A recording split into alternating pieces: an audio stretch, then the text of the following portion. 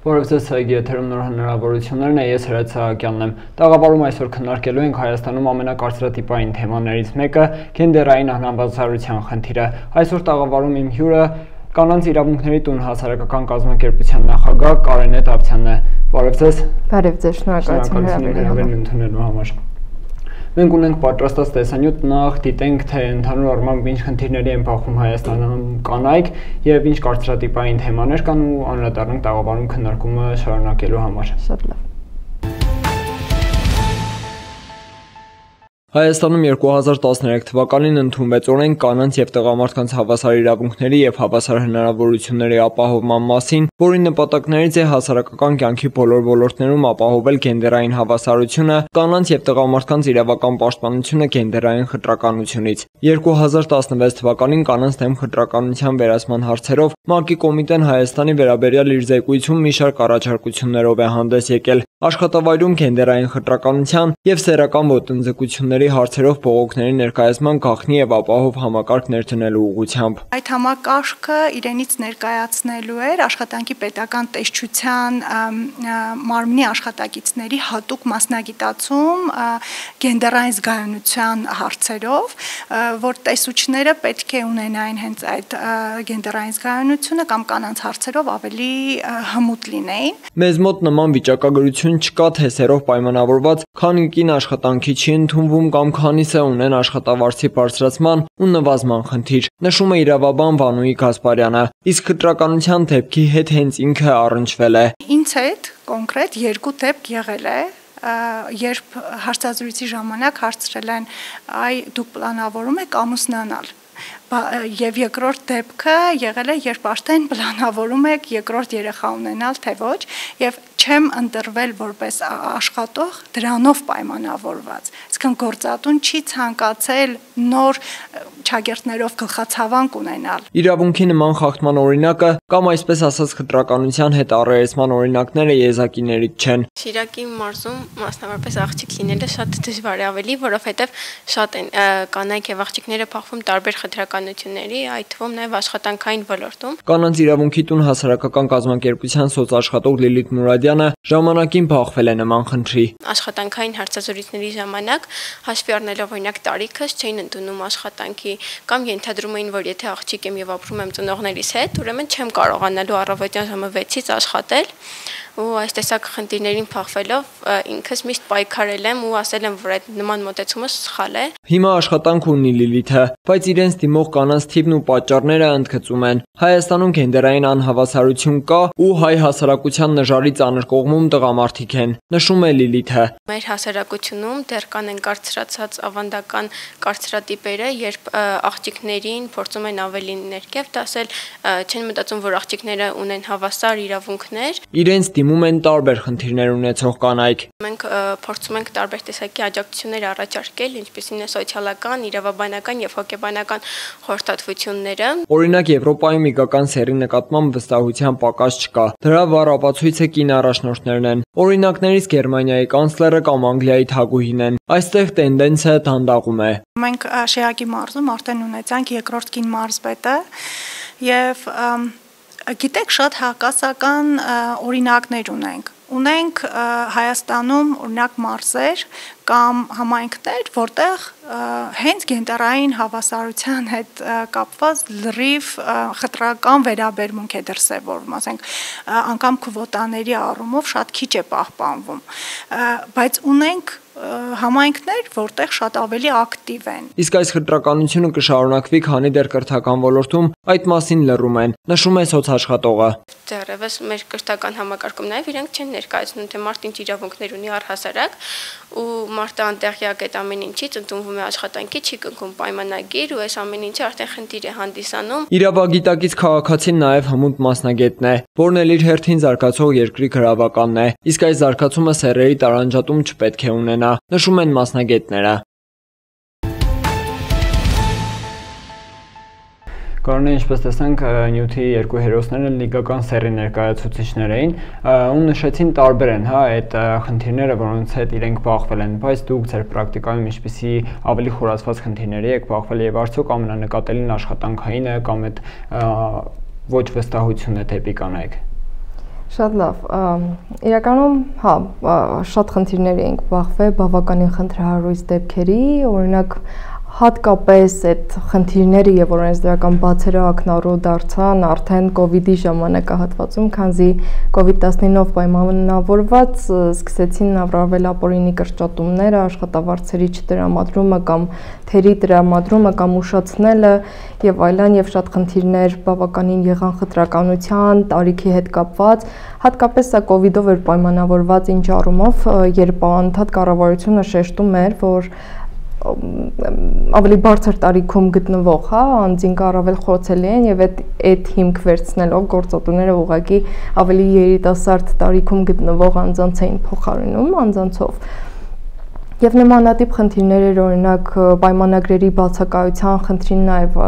շատ առնչվեցինք։ Իրականում երևի բոլորիս էլ հայտնի է թեկուս գախնի, որ ձև շուկայում, հա, առանց պայմանագրի աշխատողների թիվը բավականին բարձր է եւ ստացվում է գործատուն նախ մի կողմից խուսափում է հարկերի վճարում, այսինքն պետական բյուջե եւ որի համար իրականում տուժանք է սահմանվում եւ երկրորդը անձինք զրկվում են որոշակի իրավունքներից, որը օրենսդրական կարգով պայմանագիր ունենալու ժամանակ կլիներ։ Եվ երբ կառավարությունը այսպեսի բաց եղավ աշխատանքային օրենսդրության մեջ, որ իրականում հարկադիր պարապորտը, որը չի առաջացել գործատուի կողմից, ինքը մնում է մարդասիրության վրա վճարել չվճարելու հարցը, եւ այս մեխանիզմը կարգավորված չէր։ Սակայն քանի որ կարգավորված չէր, պետությունը ավտոմատ ստանձնեց այդ պարտավորությունը եւ այդ COVID-ի ընթացքում կարծես 14 միջոցառում իրականացվեց, որից մեկը հենց COVID-ի ընթացքում այն գործատուներին էր վերաբերվում, որ ունեն 2 եւ ավելի աշխատողներ պայմանագրով սահմանված կարգով, սակայն COVID-ով պայմանավորված չէին ազատել աշխատանքից եւ պայմանագրի չէին խզել։ Այսինքն ստացվում է սև շուկայում աշխատող անձինք, որոնք պայմանագիր չունեին, տվյալ միջոցառման սուբյեկտ չհանդիսացան եւ պետությունը իրեն չփոխհատուցեց, որովհետեւ նախ պայմանագիր չունեին, իսկ պետության միջոցառման պարտավորությունը, հա, պարտավորական այդ կետը նաեւ պայմանագիր ունենալ չխզելուն էր վերաբերվում եւ ստացա, այսինքն իրենք զրկվեցին եւ պետության աջակցությունից եւ աշխատավարձից չստացան աշխատավարձերը։ Սա եւս մեկ այլ խախտում էր, նաեւ շատային իրականում բավական աշխատանքի ու սոցիալական հարցերի տեսչական մարմին կար, որը կար եւ կա մինչեւ հիմա իրականում, մինչեւ COVID-ի ընթացքում իրականում ինքը առավելապես այսպես մասնագիտացված էր առողջապահական խնդիրների վրա հենց աշխատանքային հարաբերություններում, բայց այդ COVID-ի ընթացքում հաշվի առնելով այս պահանջարկը ու խնդրահարույց դեպքերը, որը չէր ծածկում ոչ մի մարմին, միայն մնում էր դատարան դիմելը, մինչ դատական այցյան որպես մարմին այդպիսին, դա աշխատանքի եւ սոցիալական տեսչական մարմինն էր ու իր իրավասությունները ի ուրախություն երևի բոլորիս փոքրինչ ընդլայնվեց ավելի 2021 թվականի հուլիսի 1-ից եւ արդեն իրենք ոչ միայն առողջական խնդիրներով են զբաղվում, այլ տարբեր հարցերով։ Դա զբաղվելու մասով, բայց կանայք կարողանում են բարձրաձայնել տեր կանգնել իրենց իրավունքներին, եթե դա խախտվում է։ Նախ բարձրաձայնելու համար պիտի նշեմ, որ պիտի իր ազեկվածության մակարդակը բավականին բարձր լինի ու նախ պիտի խնդիրը իսկապես ասոցացվի իրավունքի խախտման հետ, որովհետև շատ դեպքերում կանայք աղջիկները առավել խոցելի են այս ոլորտում եւ օրինակ, չգիտեմ, անհավասար աշխատավարձերը սկսենք դրանից կամ չգիտեմ, մշտապես կանայք առավել ոչ որոշում կայացնող ոլորտներում են եւ բնականաբար իրենք չեն էլ հասկանում իրավունքի խախտումը որն է, եթե օրինակ տեղեկացված չեն իրավական առումով, թե ինչպես է կարգավորվում։ Բայց երբ սկսում ենք մենք ոչ ֆորմալ հանդիպումներ իրականացնել, այդ ժամանակ սկսում են արդեն բացվել եւ կամած իրազեկվածության բարձրացման հետ մեկտեղ բարձրանում են նաեւ բողոքարկումները։ Սակայն խնդիրը մյուս կողմից կանում է նրանում, որ տեսեք, եթե բողոքարկում են ենթադրենք խտրականության հիմքով աշխատանքի չընդունելու համար, նախ անձը պիտի գնա դատարան, դիմի դատարան, հայցադիմում ներկայացնի եւ բնականաբար օրենքով այսպես է, որ եթե բողոքում ես, ապա ցույցը ընկնում է բողոքարկողի վրա եւ սա բավականին խնդրահարույց է, ինչի, որովհետեւ եթե գոլեգաներին կամ, չգիտեմ, այդ անձանց ովքեր ի տվյալ իրավիճակում ներկային գտնվեն, բնականաբար վկայություն չեն կարողանա տալ, չեն տա, որովհետեւ աշխատանքը կկորցնեն։ Սա ապացուցելը շատ խնդրահարույց է, որովհետև նաև եթե առավել եւս եթե աշխատանքային պայմանագիր չկա, օրինակ մի քիչ դժվարանում է, իհարկե չեմ ասում անիրատեսական է պաշտպանելը բնականաբար ոչ, ուղղակի ավելի դժվարանում է, երբ պայմանագիր չկա, այնինչ աշխատանքային պայմանագիր չեն կնքում, սակայն անձիկ չգիտեն, որ պարտադիր է աշխատանքային պայմանագիրը այն էլ պարտադիր է երկու օրինակից կնքվել, որ մեկը իրենց մոտ մնա անգամ չունեն աշխատանքային պայմանագրեր իրենց մոտ։ Հիմա ինքներդ, այսինքն ոչ ֆորմալ հանդիպումների միջոցով փորձում եք այս իրավագիտակցության մակարդակը բարձրացնել ու ինչ եք կարծում ստացվում է, կա արդյունք, ինչ եք մինչ այս պահը գրանցել։ Ինչպես արդեն նշեցի, իրականում այո,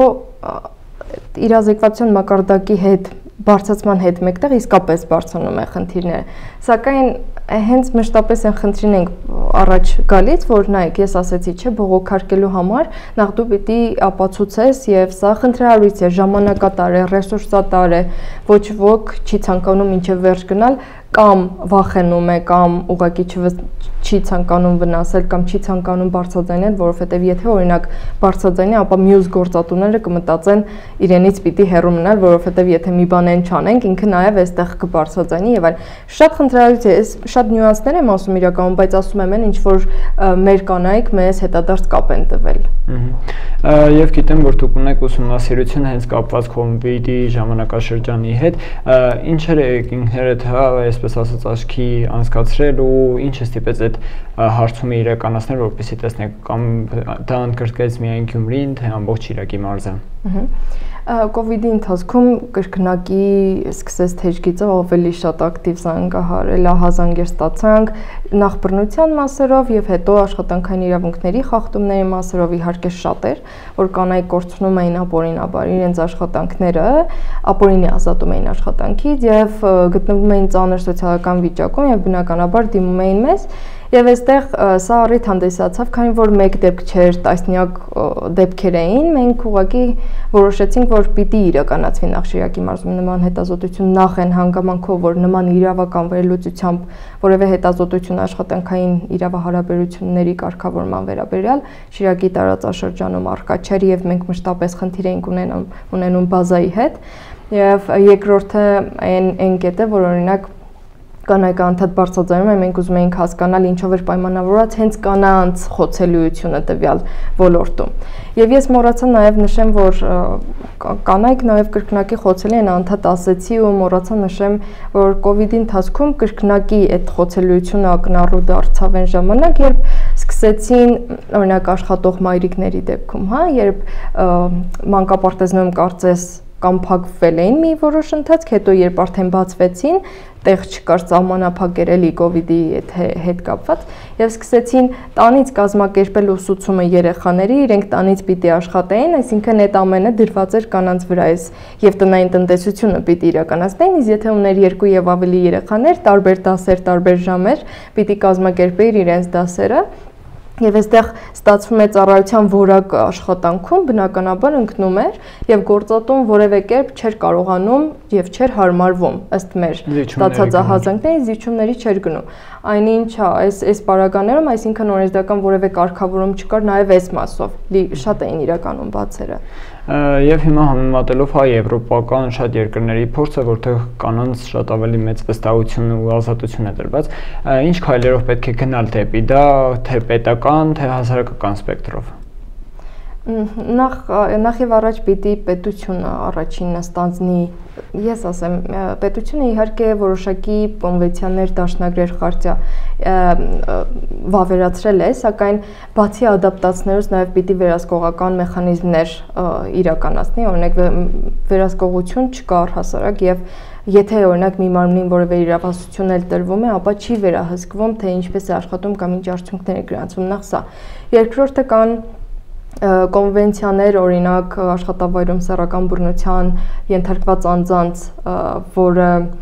այս մասով կա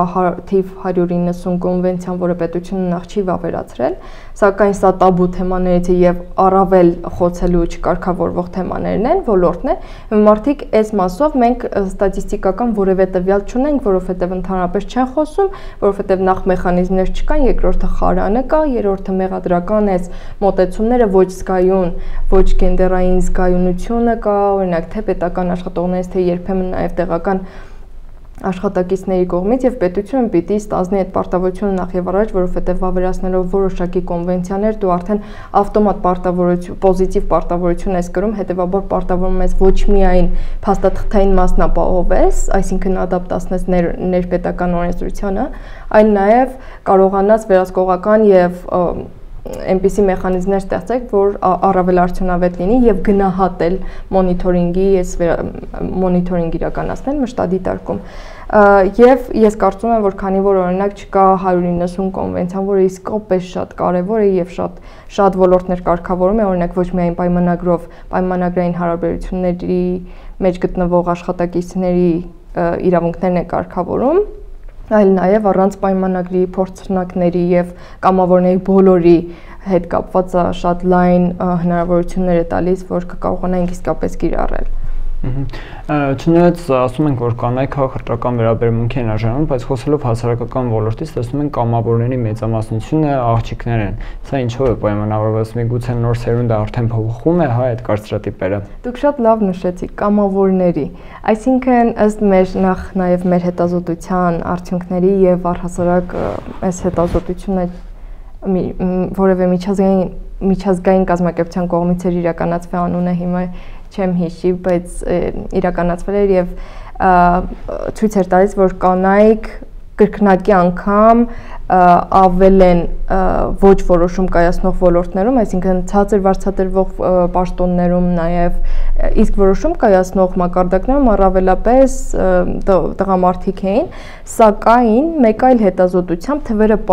փաստում են այն մասին, որ կանանց 59 ու քանի տոկոսը ավելի շատ ունի մասնագիտություն ստացած ոնց որ անձինք են համարվում, այսինքն այս ոնց որ թվերը նաև չեն բռնում կարծես։ Սակայն այնուամենայնիվ սա այն կարծրատիպերն են առաջ գալիս, որ օրինակ համարում են, որ կանայք ընտանիք պահող չեն, ինչպես ինձ արդեն մի երկու գործատուներ այդպես հետադարձ կապ ասել են, եւ շատ իհարկե սուբյեկտիվ է, որովհետեւ երբեք չենք կարողանա իսկապես դիտարկել անձը պահում է ընտանիք թե չէ եւ երկրորդը եթե համապատասխանում է իր մասնագիտական որակներով եւ համապատասխանում է լրիվ կոմպետենտ է տվյալ հաստիկի համար, ապա որևէ խտրականություն չպիտի լինի, ուղղակի սա պայմանավորված է շատ ավելի կարծրատիպային մոտեցումներով։ Ինձ թվում է իրավագիտակցական այդ մակարդակը շատ մեծ նշանակություն ունի, որովհետև մեկ բան է, երբ կա խնդիր եւ մեկ այլ ուրիշ բան, երբ կարող ես այդ խնդրի մասին բարձրաձայնել, որպեսզի լուծում ստանաս։ Մենք հենց այս մասով ունենք հարցախույս անցկացված Գյումրիում, դիտենք տեսանյութը։ Իրավունքների խախտման ինչ օրինակներ եք առնչվել կապված գենդերային անհավասարությամբ։ Օրինակ տղամարդիկ ավելի շատ աշխատավարձ են ստանում, քան աղջիկները, ու ոչ միշտ։ Ես իմ աղջիկ ջան լսել ենք էսնի։ Ոչ մի ազգ ջան։ Իրավունքների խախտման ինչ օրինակներ եք բախվել կապված գենդերային անհավասարության հետ կամ լսել եք։ Դեռ այդպիսի խնդիրների չեմ բախվել, բայց լսել եմ դրանց մասին ու կարծում եմ, որ այդ խնդիրները կան հիմա։ Չենք բախվել։ Իսկ աշխատանքի ընդունման հետ կապված ինչ խնդիրների եք բախվել։ Եթե հիմնարկությունը մասնավոր է, առաջանում են որոշակի խնդիրներ, բայց եթե պետական համակարգի հետ գործ ունեն, չեմ կարծում։ Ադի չեն ընդունել, ես տարիքից ինձ գործի չեն ընդունել, տունը նստած եմ։ Չեն ընդունել։ Կսեն ճայել է պետք, մենք է ճայել չենք, ինչ ենք։ Սոված պետք մնանք, որ ճայել չենք։ Թող պետք չաշխատենք, պետք չվայելենք կյանքը, պետք չակնենք։ 30 տարեկանից հետո էլ չեն ընդունել։ Էլ աշխատանքի, արդեն մեծացել են, ծերացել են, չեն կարող աշխատել։ Բայց 30-ից են կողմ ինչ պետք է կատարվի, էդ էլ արդեն չգիտեմ։ Մեր տարիքի ոնց որ կանայք արդեն ման են գալի այն աշխատանքը, որը երևի չէին անի, բայց ստիպված անում են։ Թեկուզ մանկավարժես դուրս ես եկան չես աշխատել, բայց ստիպված են ես գործ կանես, որ թեկուզ ընտանիքդ մի փոքր պայես։ Ինչպես տեսանյութում տեսանք եւս մեկ անգամ շեշտվեց, որ հիմնական խնդիրները հենց աշխատանքայինի հետ էին, տարիքայինի, բայց խոսենք նաեւ մեկ այլ բանի մասին, որ մենք ունենք նաեւ, ինչպես նշեցինք հարցազրույցի սկզբում, մշակութային խնդիր, այսինքն ընկալման։ Սա ավելի կարեւոր է եւ կարող է սա հարթվելու դեպքում մյուսը եւս հարթվի, այսինքն աշխատանքայինը եւս վերգտնի իր տեղը։ Իրականում այո, լավ հարց է։ Ես մի քիչ այլ տեսանկյունից մոտենամ հարցի պատասխանեմ։ Իրականում տեսեք, այո, կարծրատիպերը պիտի կոտրվեն, սրա համար պիտի շատ երկարատև աշխատանք իրականացվի։ Եվ տարիքայինը նշեցին եւ ես շատ համամիտ եմ այս տեսանյութի հետ, իրականում այո, հայտարարությունները կարդալիս ինքս էլ տեսնում եմ 30-35 տարեկան, այսինքն 35-ից հետո կամ 40-ից հետո կյանքը կարծես թե ավարտվում է եւ թույլ չեն տալիս, այսինքն պարտադրված գործազուրկներ են, հա, եթե այսպես շատ մի քիչ այլ կերպ ասեմ, դառնում։ Եվ ստացվում է անձինք, եթե չեն աշխատում կենսաթոշակային տարիքի հասնելու դեպքում նաև զրկվում են էլի որոշակի հնարավորություններից, որ օրինակ պետությունը կարող է ստաժի հիմքով տալ։ Մյուս խնդիրը, այո, ես կարծում եմ, որ իրազեկման աշխատանքները նմանատիպ թեկուզ քննարկումները, բաց քննարկումները հանրային, ցանկացած ինչ-որ կոնֆերանսներ իսկապես կարևոր կլինեն եւ գոնե մեկ հոգի, եթե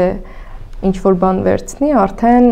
ահագին արդյունք է յուրաքանչյուր մեկ քննարկման արդյունքում։ Բայց այնուամենայնիվ ես մեկը այն կարծիքին եմ, որ պետությունը պիտի պարտավորված լինի իրազեկման այս մեխանիզմները ներդնի այնպես, որ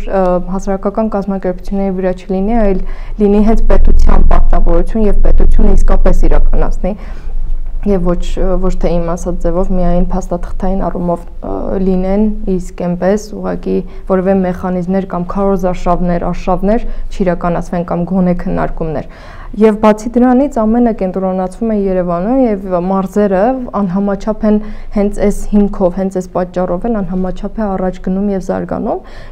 զարգանում տարբեր ոլորտներում, ընդհանուր մինչեւ աշխատանքային իրավունքների իրազեկվածության մասով։ Եվ ես կարծում եմ, որ ցանկացած քննարկում կամ տարբեր արշավներ իրականացնելիս պիտի համաչափությունը պահվեն, որպեսզի ավելի շատ լսարան ու ավելի թիրախային լինի կատարված աշխատանքը։ Եվ նույն լսարանի մասին խոսելուց Երևան, հա մարզեր համեմատելուց Երևանում երևի թե ավելի քիչ են, ինչպես նշեցիք խոսքում, անդրադառնում հա կամ խտրականության ենթարկում նաև արտաքին տեսքը։ Այստեղ կա այդ ուշադրությունը եւս, որը ստիպում է կանանց ավելի քիչ ակտիվություն հա ցուցաբերել ամենատարբեր ոլորտներում։ Ես իրականում չէի ասի, թե Երևանում չկա,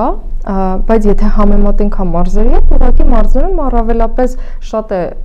արտահայտված, որովհետեւ այո, այստեղ քիչ են լինում արշավները, քիչ են լինում ոչ ֆորմալ քննարկումները, ուղղակի բաց եւ դրանով պայմանավորված միայն կարող եմ ասել։ Արտաքին տեսքի հետ կապված մենք անգամ դեպքեր ունեցել ենք, երբ ասել են հենց ուղիղ տեքստով, ասել են, որ մեզ, այսինքն կանանց մարմինը շատ օբյեկտիվացնում են ու շահ ստանալու, եկամուտ ստանալու համար դիտարկում են որպես, այսինքն եթե այսպես ասեմ, հայտարարությունների մեջ լինում է այսպես գեղեցիկ արտաքինով եւ չեն գրում թե ինչ հմտություններ ունենա, հաստիկին համապատասխան, սա խտրականություն է, սակայն աղջիկները կամ կանայք ստիպված գնում են այդ հարցազրույցներին կամ այդ աշխատանքներին դիմում են, որովհետև ընտանիքը պիտի պահեն։ Եվ ստացվում է գործատուն այստեղ օգտվում է առիթից ու սկսում է եթե բիզնես ոլորտ է, հատկապես եթե բիզնես ոլորտ է, սկսում է արդեն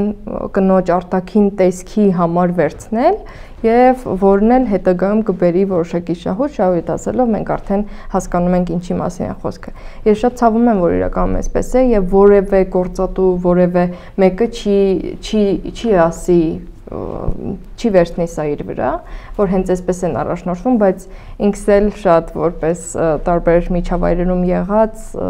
ինքս շատ տեղեկացված եմ, որ հենց այդ հիմքով բիզնես ոլորտը ընտրում է աղջիկներին եւ հաշվի չի առնում ընդհանրապես մասնագիտական կոմպետենտությունը եւ հմտությունները, նաեւ նույն ձևով հաշվի են առնում, երբ այդ ինքնակենսագրականի մեջ լինում է նկար եւ ըստ նկարի արդեն ընտրում են հարցազրույց կանչելու կամ չկանչելու մասով։ Ես նաև մոռացա նշեմ եւս մեկ խոցելի խումբ, որն է հաշմանդամություն ունեցող անձինք, պատկերացրեք աշխատանքային հայտարարությունը դրված է, ինքը դիմում է քիչ թե շատ համապատասխանում է, ինքը անգամ հարցազրույցի չի կարող նախ մասնակցի, որովհետև շենքային պայմանները այն չեն, այո գործատուն պիտի իր համար որոշակի պայմաններ ստեղծի, եթե օրինակ ընդունի աշխատանքի եւ գործատուները սկսում են ուղղակի խուսափել եւ խույս տալ նման դեպքերի հետ ու սկսում է անձանց իրավունքը այդտեղ էլ խախտվել։ Եվ համաձայն եք, որ չնայած իշքան էլ խնդիրները տարբեր են տարբեր ոլորտներում անգամ, բայց լուծումը մեկն է կրթվել ու աշխատել հասարակության վրա, բայց սա ինչպես ինչ քայլերով պետության կողմից պետք է արվի կամ հասարակական ոլորտը ինչ ներդրում պետք է ունենա, որ երկուստեք լուծում գտնեն։ Այո, ես միանշանակ համամիտ եմ, որ կրթությունը եւ ինքնակրթությունը, ինքնակատարելագործումը բավականին մեծ դերակատարում կունենա հետագայում բավականին դրական արդյունքներ ստանալու համար եւ իրականում կրթությամբ մենք ոչ միայն մեզ ենք օգնում, այլ նաեւ մյուս սերունդներին, որովհետեւ երբ մենք կրթված ենք, մենք սկսում ենք ասոցացնել խնդիրը, երբ ասոցացնում ենք խնդիրը որպես այդպիսին խախտում, սկսում ենք բարձրաձայնել, երբ բարձրաձայնում ենք, արդեն մյուսների համար պարարտ ենք ստեղծում իրավունքների չխախտվելու, հա, կամ նվազեցման գոնե։ Սա է տեսանկյունից ու այս դրամապանությունից, իսկ ինչ քայլեր պիտի անեն պետությունը, քաղաքասարակությունը, իրականում այո, քաղաքասարակությունը իմ տեղեկացվածությամբ իրականում շատ քայլեր է անում եւ անում է հնարավորինս ամենը, անգամ երբեմն ռեսուրսներից էլ ավելի շատ, այսպես ասած, ներդրում է իրականացնում ու դնում, բայց նաև պետությունը պիտի իրազեկող արշավներ անի ու եթե որևէ մարմնին լեգիտիմացնում է, իրավասություն է տալիս նման հարցերով զբաղվելու, ինչպիսիք են որոշակի մարմիններ, կամավոր ու ոչ կամավոր, այսինքն նաև վարձատրվող, իրենք պիտի առավելապես ակտիվ լինեն ոլորտում եւ իրենք նախ պիտի այդ մասնագետները որակավորվեն, իսկապես վերապատրաստվեն, շատ խորքային վերապատրաստում անցնեն եւ հետո նոր կարողանան որոշակի գործողություններ իրականացնել, օրինակ վերահսկողական մեխանիզմները, ինչպես ասեցի, դա էլ առանց ահազանգերի նույնիսկ, այսինքն պարտադիր չի, որ մենք սպասենք մեզ ահազանգ լինի նոր, եթե մենք իրավասությունը ունենք վերահսկողություն ու մշտադիտարկում ավելի շուտ, մշտադիտարկում անցկացնելու, մենք ուղղակի կարող ենք գնալ եւ մշտադիտարկում իրականացնել բոլոր հաստատություններում, սկսենք բոլոր մարզերից, այնուհետեւ առաջարկություններ ներկայացնենք եւ օրենսդրական փոփոխություններ իրականացնենք եւ հետո պարտավորեցնող մեխանիզմներ լինեն գործատուներին, որպեսզի այդ ամեն ինչը կարգավորվի ներքին կանոնակարգով։ Շատ լավ, շնորհակալություն Կարեն ստացված զրույցի համար։ Հիշեցնում, որ եթերում նոր հնարավորություններն կհանդիպենք։